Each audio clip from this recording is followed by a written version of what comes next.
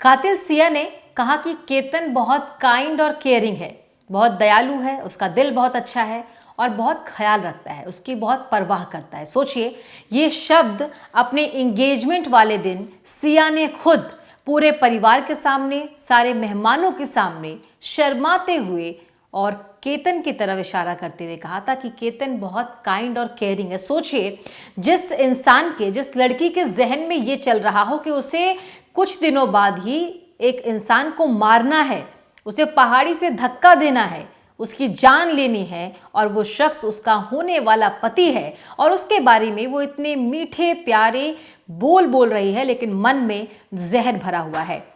Social media पर एक और वीडियो वायरल हुआ है सिया और केतन की एंगेजमेंट का। आपने इससे पहले बहुत सारे वीडियोस देखे होंगे जिसमें सब डांस करते हुए नजर आ रहे हैं, खुश नजर आ रहे हैं। बहुत सारे और भी वीडियोस देखे होंगे जिसमें दोनों एक दूसरे के बारे में कुछ कुछ कह रहे हैं। लेकिन अब ये जो नया वीडियो आया है, इसमें सिया बोल रही है, क्योंकि वहां पर एक एंकर है जो पूछ रही है कि केतन की सबसे अच्छी बात आपको कौन सी लगती है, वो ऐसी कौन सी बात है जो केतन को सबसे अलग बनाती है, जो आप सोचते हैं अपने सपनों का राजकुमार है, उसमें ऐसी क्या खास बात है जो उसे सबसे अलग बनाती है। तो सिया कहती है कि Ketan is very caring and kind, मतलब बहुत दयालु, बहुत अच्छा इंसान और बहुत परवाह करने वाला इंसान है। सोचिए, जब वो खुद ये बात कह रही है, उसके बावजूद उसने केतन के साथ क्या हश्र किया। ये तो रही पहली बात। दूसरी बात ये कि सिया ने केतन को मारने के इससे पहले कई बार प्रयास किए, कई कोशिशें की। ये सिर्फ इतना ही नहीं था, इससे पहले सिया ने केतन को मरवाने के लिए सुपारी किलर तक हायर किया था। उसने पुणे के ही एक होटल में सुपारी किलर को बुलाया, वहां पर चेतन और सिया थे। उन्होंने केतन को मारने का पूरा प्लान सुपारी किलर को समझाया, बताया। लेकिन सुपारी किलर ने जैसे ही केतन के बैकग्राउंड के बारे में जाना, केतन के बारे में जाना, वो पीछे हट गया। उसने कहा, मैं इस इंसान का कत्ल नहीं करूंगा। शायद उसको भी इस बात का अंदाजा था कि वो एक अच्छे खासे परिवार से आता है, जिसकी पहुंच अच्छी है। अगर उसने ये कत्ल किया तो वो पकड़ा जाएगा, और इसी डर से इस सुपारी किलर ने साफ साफ सिया को और चेतन को पुणे के उसी होटल में उसी दौरान मना कर दिया जब उन लोगों ने डील करने के लिए उसे उस होटल में बुलाया था। सोचिए कि पहाड़ी से धक्का देने से पहले कितनी कोशिशें केतन को मारने की सिया ने की। सुपारी किलर को हायर किया, उसे मिलने के लिए बुलाया, पूरी प्लानिंग की, पूरा प्लान समझाया। लेकिन सुपारी किलर केतन के बैकग्राउंड को देखते हुए डर गया और इस हत्या के लिए नहीं माना, उसे साफ साफ मना कर दिया। लेकिन अब यह पता चला है, पुलिस ने जब सीसीटीवी फुटेज खंगाला है, तो पुलिस को उस होटल में सिया चेतन के साथ उस आदमी की एंट्रेंस करते हुए फुटेज मिली है, और पुलिस अब इसे गवाह के तौर पर कोर्ट में पेश कर सकती है। तो ये बहुत इंपॉर्टेंट कड़ी होने वाली है। सिया और चेतन ने उस आदमी को बुलाया था सुपारी किलर को सुपारी देने के लिए, केतन को मरवाने के लिए, और वो डर के मना कर चुका था। लेकिन पुलिस के हाथ अब वो गवाह लग गया, जिसे कोर्ट में गवाह के तौर पर पुलिस पेश करेगी।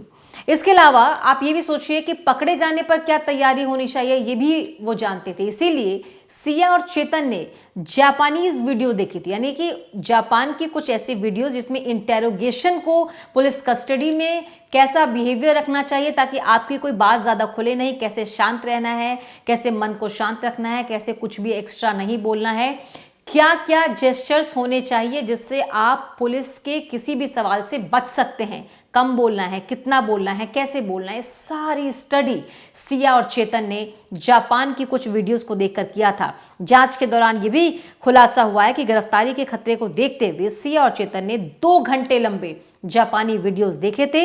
इन वीडियो में पुलिस की पूछताछ के दौरान शांत रहना, हाव भाव को यानी इमोशंस को, यानी फेशियल एक्सप्रेशंस को, बॉडी लैंग्वेज को कैसे कंट्रोल रखना है, क्या क्या करना है, ये सारी जानकारी उसमें थी। और दोनों आरोपियों की वेब हिस्ट्री से पुलिस को यह पता चला है कि उन्होंने वीडियो के लिंक बरामद भी कर लिए कि किस वीडियो को, किस जापानी 2 घंटे के वीडियो को सिया और चेतन ने देखा था कि पुलिस कस्टडी में कैसा बिहेव करना है, कैसी बॉडी लैंग्वेज रखनी है, कैसे एक्सप्रेशन रखना है। सारी चीजें पहले से ही स्टडी की थी।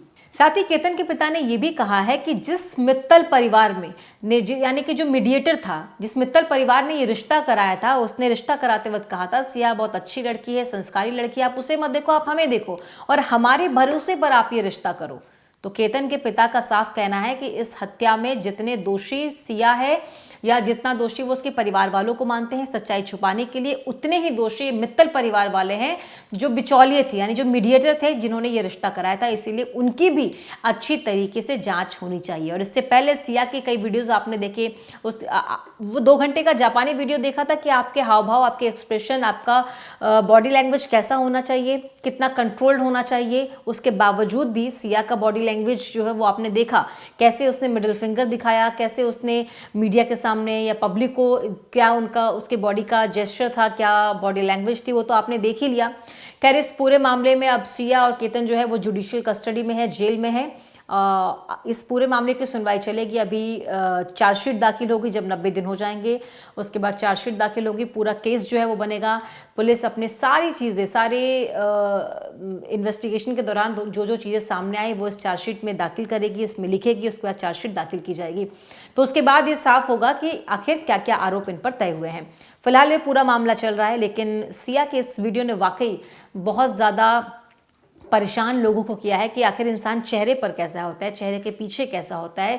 जो इंसान अच्छा, प्यारा, मीठा बोल रहा होता है, उसके दिमाग में क्या चल रहा होता है, उसके दिल में क्या है, उस सामने वाले इंसान के लिए समझ पाना वाकई बहुत ही मुश्किल है।